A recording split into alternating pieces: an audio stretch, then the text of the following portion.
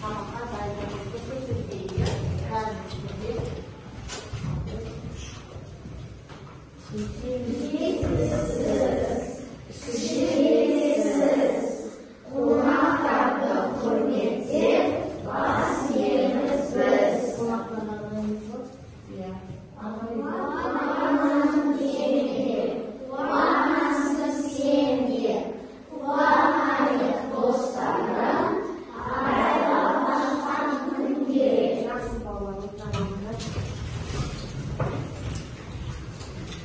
Endi bolalar, biz sabahımızda başlamas burun adetdagi to'plarga bo'linib olaylik.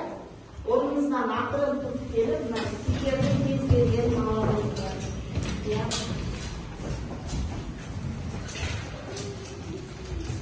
Endi bolalar, men degan stikerni olgan to'p birinchi to'p bor, mana birinchi xatani o'tirgan. Sen degan stikerni olgan to'p ikkinchi to'p bor, ikkinchi xatani o'tirgan. O'ldi olgan uchinchi to'p bor, uchinchi xatani o'tirgan. Yaxshi, 3 to'p bor. Birinchi to'p men, ikkinchi to'p sen, uchinchi to'p o'l. Biz bugungi sababimizga baylanışlı to'plarga bo'linib жатырмыз, bolalar. Qalin bolalar to'pqa bo'ylab, ol qay so'zlarning o'rnini qo'llanib turib, zat esimining so'zlaridan qo'llanib. Zat esimining o'rnini qo'llanib turib. O sin esim so'ylimni esimning o'rnida baylanib qo'llanib. Yaxshi, jaraysin. Tag'i bormi misol? Algez. O söylemde erkin degan söz esimde bo'lib tur. Zat esimi söz tanımdan qo'llanib tur, Yaxshi jaraysin. Endi o'rtansiz rahmat. Al 7-to'p 36-to'p aqlli kim o'qiydi jattiruvda?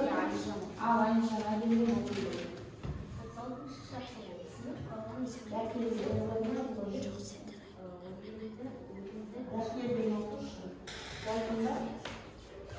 Nega javobga qaramaysizlar?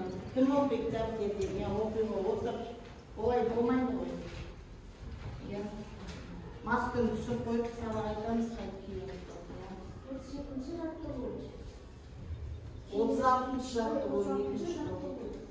Keledi o'sha to'g'rilar Toshkent so'zlar tuzildi. Qaytgan sayin жылдан ona qaraymiz biz qiziqib. Жақсы, енді тапсырма не дейді? Есімдіктерді тап дейді. Ал есімдіктерді тауып жүрейік. Кім табады екен? Тез талдаймыз. Айға, талдашы тез. Бұл есімдіктер олар және де біз. Қай сөз табылады? Ол есімдік. Олар есімдіктер, Қай сөздің орнына қолданып тұр? Зат есім. Қандай сұраққа жауап береді? Кім деген? Жақсы. Кішкене дұрыстап не қылайға? Енді 3-ші топ 37-ші жаттығу. Ал Айнагүл. 37-ші жаттығу. Өз елін алтын бесігім. Епістің жауабы өз елін алтын бесігім. Енді талдасақ жарғарай, талдамаймыз ба? Не дейді? Есімдікті тап деп тұр. Талдаймыз ал, Мейрамбек талдасын. Өз елін алтын бесігім. Елім. Бұл сөйлемде есімді. Бұл сөйлемде есімдік. Өз, Өз. Қай сөздің орнына қолданып тұр? Өз зат есімді. Зат есімді. Жақсы. Жақсы, жарайсыңдар балалар. Жаңағы үй тапсырмасы кім орындап, кім орындамады қарап отырыңдар, тоқпашылар. Жақсы балалар, үй тапсырмасына жақсы дайындалып келіңіздер.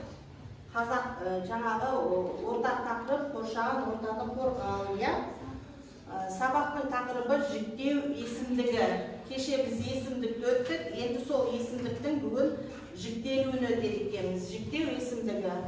Сабақтың мақсаты мәтіннің тақырыбы мен мазмұнының өзара сәйкестігін анықтау және ондағы негізгі ойымды тұжырымдау, жіктеу есімдіктері туралы біледі екенбіз. Толықтарыңды аша қойыңдар. 58-ші бет. Енді балалар, жаңа сабақ мағынаны тану дейді. Енді барлығымыз тақтаға қарай қояйық. Белгілі бір затқа, адамға қатысты жақтағы байланыста қолданылатын есімдіктің түрі жіктеу есімдігі деп аталады. Жіктеу есімдіктері мен, сен, сіз, ол, біз, біздер, сендер, сіздер, олар сөздері жіктеу есімдіктері деп аталады. Жіктеу есімдіктері жіктеледі, септеледі. Жіктеу есімдіктерінің үш жағы және жекеше көпше түрі бар екен. Түсіндік па? Жақсы. Ал енді мына кестеге қарай қойыңдар. Жаңағы ережеге сүйене отырып, балалар, міне жіктеу есімдігінің үш жағы бар екен, я? Бірінші жақ, екінші жақ, үшінші жақ. Және оның қандай түрлері бар екен? Екі түрі, жекеше көпше түрде жіктеледі, я?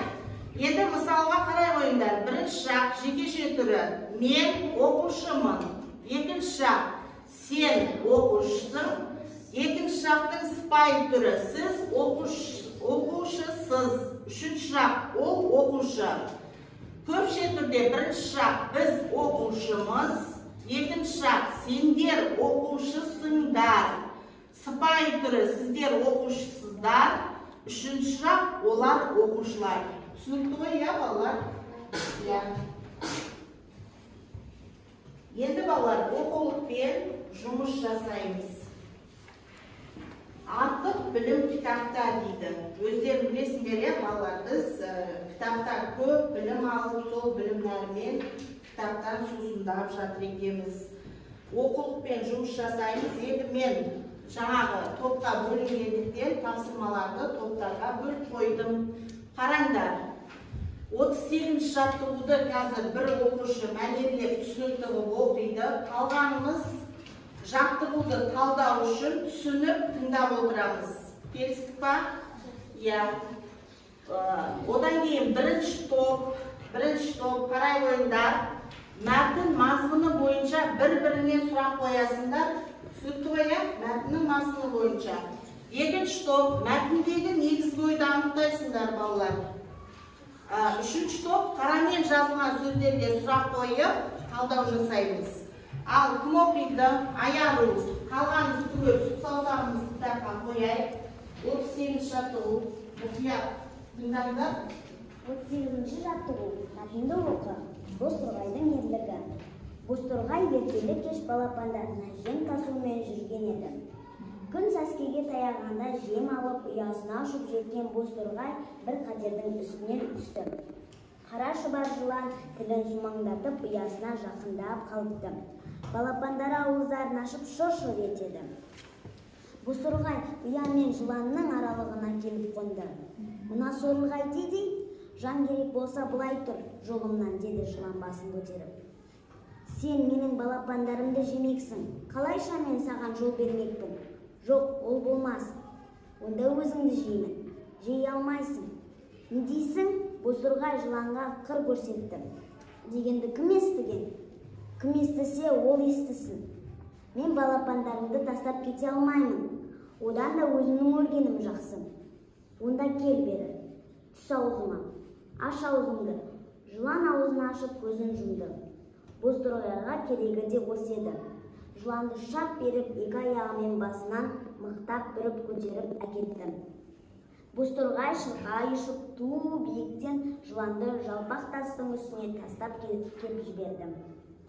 Сонан соң жер бауырлай ұшып, оның парша-паршасы шыққанын көрді де жөніне кетті. Бозторғай бұл ерлікке балалары үшін барған еді. Жақсы, балалар, мәтінді түсіндік па? Қандай құс туралы айтылыпты мәтінде? Бозторғайды білесіңдер ма, балалар? Жақсы. Ал енді сендерге бір минут уақыт берейін, балалар, жетеді ғой дайындыққа. Бірінші топтың тапсырмасы түсінікті ғой, осы мәтіннің мазмұны бойынша бір-біріне сұрақ қоясыңдар. Екінші топ. Барлығымыз ақылдасып, ойыңыздан тұрып, мәтіндегі негізгі ойды анықтайсыңдар. негізгі ой. Үшінші топ. Мына қарамен жазылған сөздерді бер келсеңдерші қыздар мына жаққа. Жазыңдар, жазып, сұрақ қойып қалдайсыңдар. Неге жазып, кетелікке жаз. Қарамен жазылған сөздерді.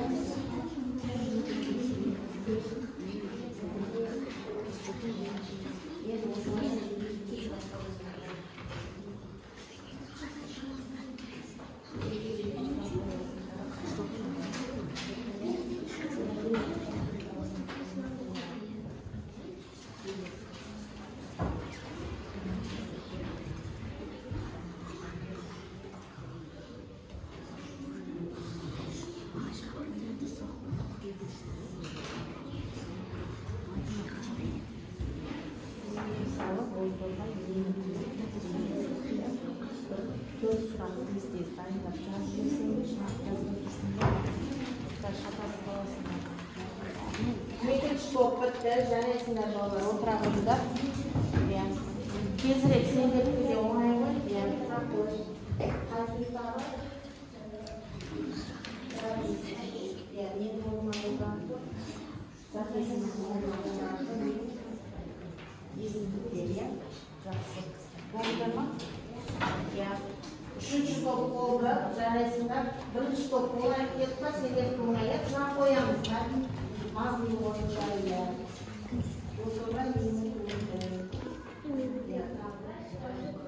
дұрыс па? Бұл бірінші сұрақ. Тағы бар ма сұрақ? Мәтін мазмұны бойынша. Бозторғай жыланды қалай өлтірді дейді. Жауап береміз ба? Бозторғай өз тұмсығымен жыланды алып, биік тауға лақтырды. Жартастан лақтырып жерге тастай салып. Жақсы. Тағы сұрақ бар ма? Жұмыс жасасың. Бозторғай не үшін осындай іс-әрекетті? Бозторғай не үшін осындай іс-әрекетті жасады дейді. Ал жауап береміз ба? Диас, Бозторғай өзінің балапандарын қорғау үшін осындай іс-әрекетті. Жақсы. Ал мына топтың несін бағалап жіберейік балалар. Бас бармақ әдісі арқылы, өте тамаша жауап берді. Сұрақты да жақсы қойды. Қандай сұрақ қойды? Ашық сұрақ па, жабық сұрақ па? Екі ашық сұрақ, бір жабық сұрақ қойды. Жарайсыңдар. Ал екінші топ. Мәтіндегі негіз қой. Дауысыңды шығармасаң естиді. Бозторғай бұл ерлікке өз балапандары үшін барған. Келісесіңдер ма, балалар? Қалған екі топ. Мәтіндегі негіз қой. Бозторғай бұл ерлікке балапандарын, яғни отбасын қорғау үшін барды дейді. Негізгі ой осы ма? Жақсы. Енді осы топты тағы да бас бармақ арқылы бағалап жіберейік. Екі топ, бәріміз тез қимылдайық та балалар. Жақсы, рахмет. Ал енді үшінші топтың тапсырмасы азамат. Мен неді? Ал мен өлді айтасың ба? Бұл суретте сен мен ол жеке өсімдігі. Олар кім сұрағына жауап берді? Зат есімнің орнына қойды. Жақсы. Дұрыс па балалар? Жақсы, жарайсыңдар. Бағалап жіберейік бұл топтың несін, жұмысын. Екі топ бағалайды, сендер өздерін бағаламайсыңдар. Жақсы балалар, орындайды. Дәптертеріңді аша қойыңдар, тезірек күнделікті жазып жіберіңдер. Ақпанның 24-і сынып жұмысы.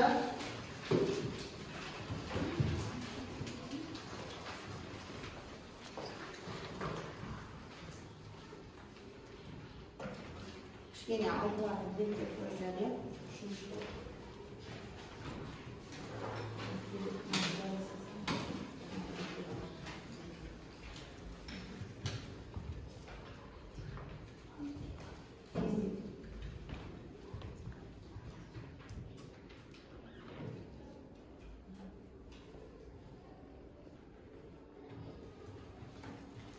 Енді балалар 39 жаттығуды 3 топта орындайсыңдар. Көп бүткен орнына тиісті жіктеу есімдіктерін бірін қойып, сөйлемдерді көшіп жазасыңдар. Түсінікті ме? Айдардан болсын.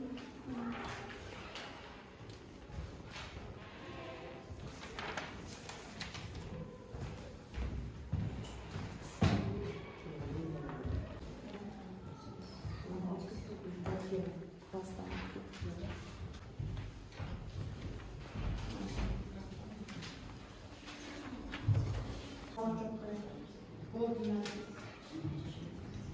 Екінші топ болды.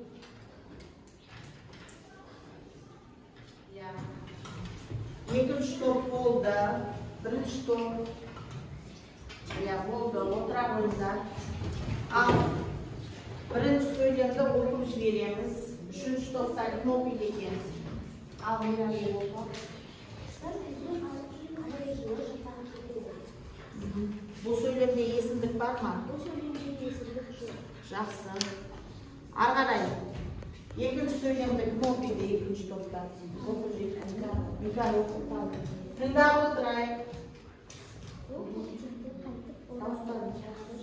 Ол ертеңге қайтып оралады.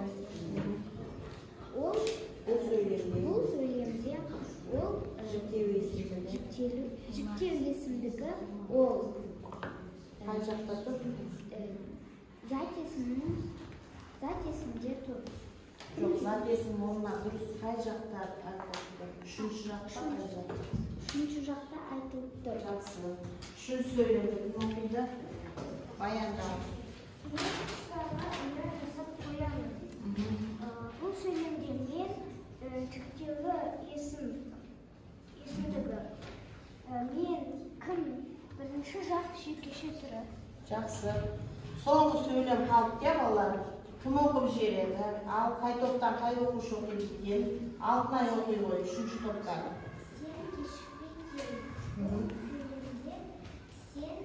Жіктеу есімдік, иә? Ол зат есімнің орнына Қолданып тұр. Қай жақта тұр? екінші жақ. Екінші жақта айтылып тұр екен, иә? Жақсы. Топ басшылар өздерін бағалап отырасыңдар.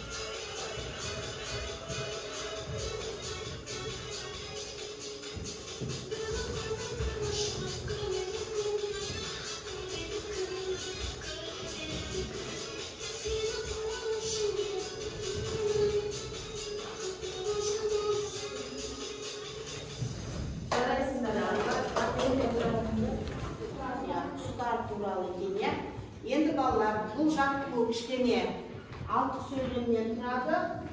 Сол себепті бұл жаттығуды да мен топтарға бөліп тастадым. Бірінші топ мұқият тыңдаймыз, әдетте жазылып тұр. 40 жаттығуды бәріміз аштық па, балалар? Енді бұны дәптерге орындамаймыз. Барлығымыз ақылдасып, мына жерден тауып жазып айтамыз, ауызша орындаймыз.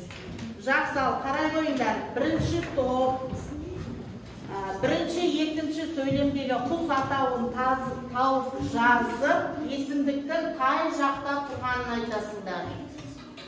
Екінші топ, үшінші Dördüncü söylemde Kutsaltau'nun tavukçası yesimliklerden kay jakta turganын айтасыңдар. Üçüncü top, beşinci, altıncı, yedinci söylemde Kutsaltau'ların tavukçası yesimlikten kay jakta turganын айтасыңдар.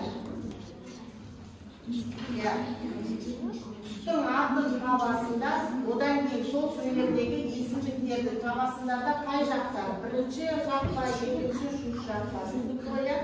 Türege pişkene, top başçısı, ballarını uydastırıp, yumuş jasanlar.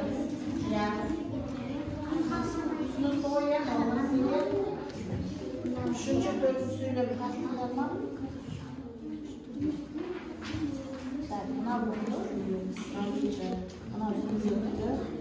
Bundan sen de sınıf koya, üçüncü dördüncü söylem.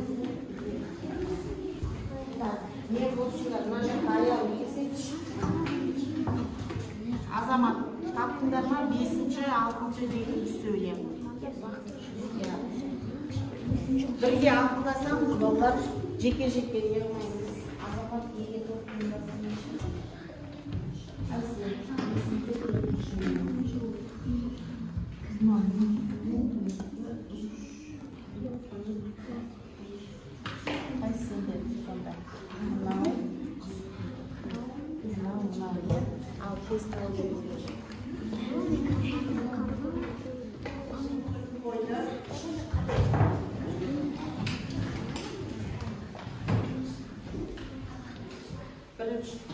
Üçüncü top bitti. Birinci top bitti. Al endi ballar barligimiz Azamat mına toptun cevabын tыңдаңдар, бағалаймыз, ya. Bir-birimizni tыңдап o'tiraylik, to'g'ri eleshimizni unutmaymiz. Al Mirasul birinchi so'ylabni kim o'qiydi? Uzun boylu ak havasında halk beni sanaydı kız ol akku. Bu söylemde isimlik akku. Zat isiminin ornuna қолданылыптыр. Жақсы, жарайды. Екінші сөйлем. Дұрыс па? Дұрыс деу, өздерің ақылдасыздар. Екінші сөйлем. Бұл сөйлемде тырна есімдік болып тұр. Не деген сұраққа жауап береді? Қайсы сөз табылмайды? Зат есімі. Зат есімі, толық. Ал енді екі топ тыңдадыңдар ма мына бірінші топтың жауаптарын дұрыс қалдады ма? Иә, бағалап жіберейік, бас бармақ арқылы. Иә, дұрыстап бағалаймыз, балалар, жақсы жарайсыңдар. Ал екінші топ тыңдайық, бір-бірімізді тыңдап отырамыз. Қате болса, қатесін түзеп айтасыңдар. Жарық қанатты түнде ұшатын құс жарғанар. Бұл сөйлемде есімдік жарғанар. Не деген сұраққа жауап беріп тұр? Зат есімнің орнына қолданылады. Жақсы, иә. Ал келесі сөйлем оқуды. Жоқ, енді ақпенен оқимын шығар, неде қатыспай отырған оқушылар бар ма? Ал айын оқы. Ұзын тұмсығының астында қалтасы бар, сол кісі, ол бір қазан. Бұл сөйлемде есімдік бір қазан. Не деген сұраққа жауап беріліп, зат есімнің орнына қолданылып тұр. Жақсы, жарайсың. Ал енді екі топ, осы екінші топтың жауабын бағалайық. Бірінші, екінші топ. Яс. Бағалаймыз. Дина, бұлай қарап біріне көмек көрсетсеңші. Рахмет. Ал енді үшінші топты тыңдайық, Азамат ағам. Дауыстарын шығарып отырыңдар, балалар, естімей жатыр. Тыңда. Жем талғамайтын көбінесе өнексімен қоректенетін түсі қара құс қарға. Бұл сөйлемде қарға есімді, ол зат есімнің орнында қолданылып тұр. Иә, дұрыс па балалар? Иә, жақсы, ары қарай. Аяр. Иә, аяр. Орманда бақта жердің даусы әдемі кішкентай әнші құс бұлбұл. Бұл сөйлемде есімдік бұлбұл. Бұл зат есімнің орнына қойылып тұр. Жақсы, ары қарай, үшінші сөйлем. Өзінің атын атап үн шығаратын түсі ала көктем құсы тоты құс. Тоты құс па? Балалар, өзінің атын атап, өн шығаратын. Түсі ала, көктем құсы, тоты құс дейді. Дұрыс жауап па? Қандай? Бірінші топ көмектесті, көкек екен. Балалар, көкек екен. Я кеше өтті қолысы. Азамат, неге қарамайсыңдар? Жақсы жарайды. Мына топтың жауабына баға беріп жіберейік. Өте керемет жауап берсе, 2 қолмен бас бармақ, орташа жауап берсе, 1 қолмен бас бармақ. 2 сөйлем дұрыс болды, 3 сөйлем кішкене қателестіңдер. Жарайсыңдар балалар. Бұның шарты мына хат 3 топты айланып шығады. Мен тоқта дегенде қай топтың оқушының қолында қалады, сол топ жауап береді. Тез айланып жүресіз. Жылдамдар қайып.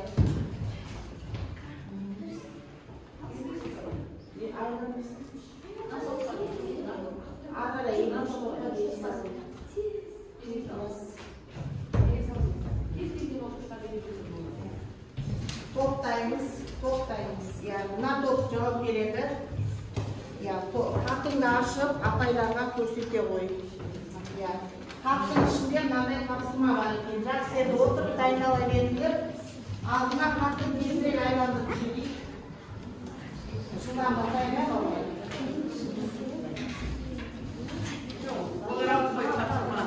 Жарайды. Бұл тоқта. Ал, ерасын тез ашып апайларға көрсетсе, енді мынау тас 2-ші топқа.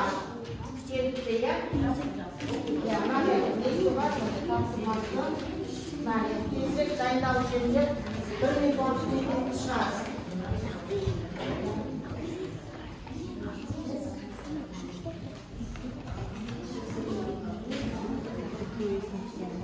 Nereye жазба? Ananın oruna жазыңдар. Markerle yazılır. Ciddi sağlarına markerle yazılır. Tez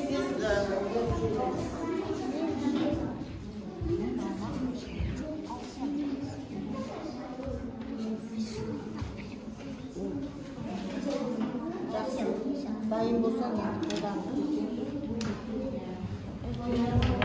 Birinci top dayım, birinci top jaraydı. Bunu öte belselim жұмыс жасағанда.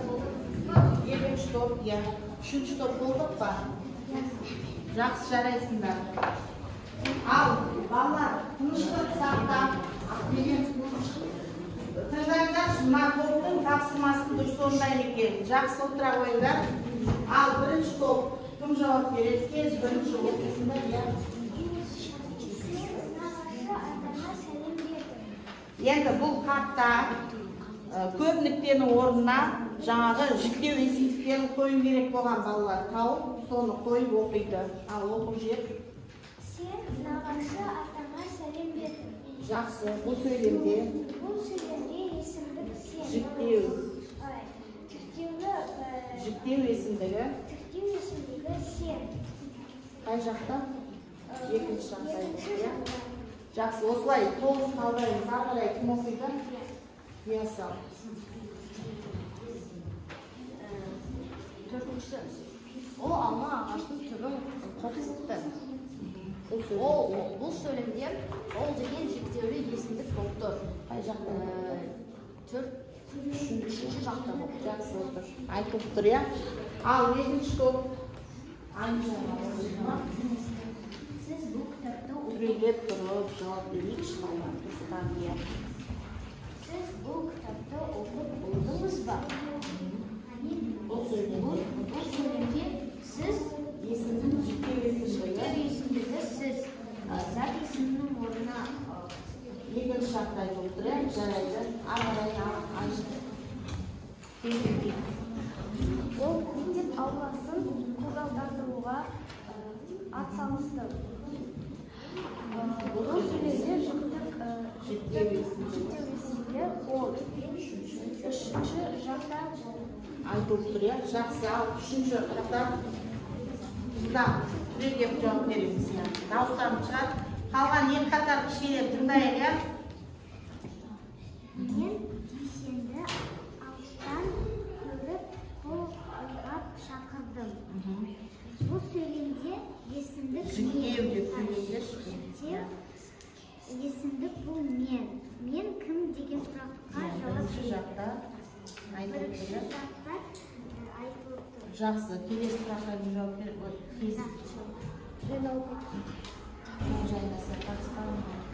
Алтын шығамыз. Біз жарыс өтіп жатқан алаңға келдік. Бұл сөйлемде жүктеу есімдігі біз Көпше түрде. Бірінші жақта Жақсы. Жарайсыңдар балалар. Енді сабағымызда жақсырақ ойлайық.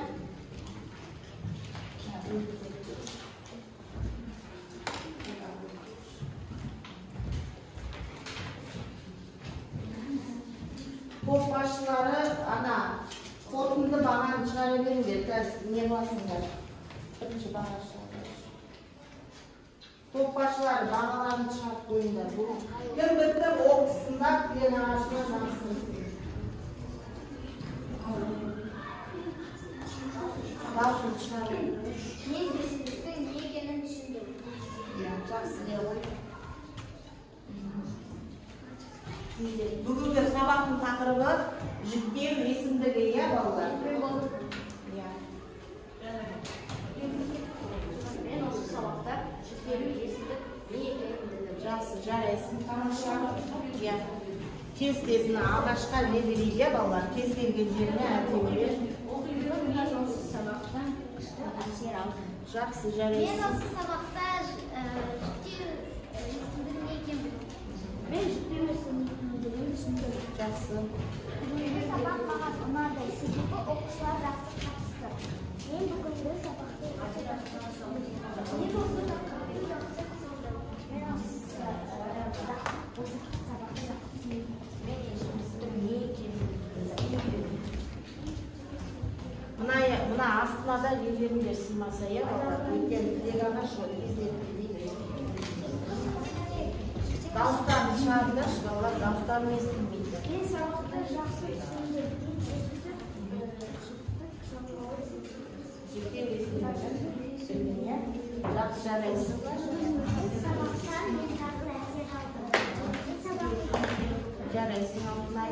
мен осы сабақтан өзімді қорқып болады.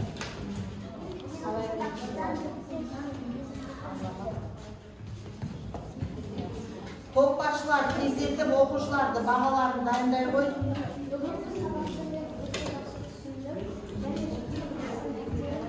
Жақсы, жарайсыңдар. Мына жерлерге де тақтаға да не беріңдер, балалар, сыймаса, иә? Жақсы, жарайсыңдар.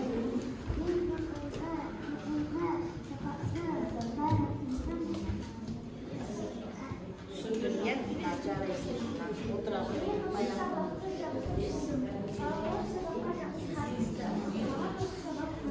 Жақсы, өте тамаша.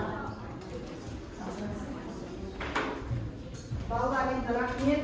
Бір-бірімізге кері байланыс жасады. Енді үй тапсырмасын ала қойыңдар. Үйде 57-ші беттегі ереже жаттау, 58-ші бет 41-ші жаттығу. Осымен сабағымыз аяқталды. Уақыттарыңызды бөліп берген ұстаздарға көп рахмет. Ой, жарайсыңдар балалар, өте тамаша сабаққа қатыстыңдар. Жұмыс оқығаныңыздар.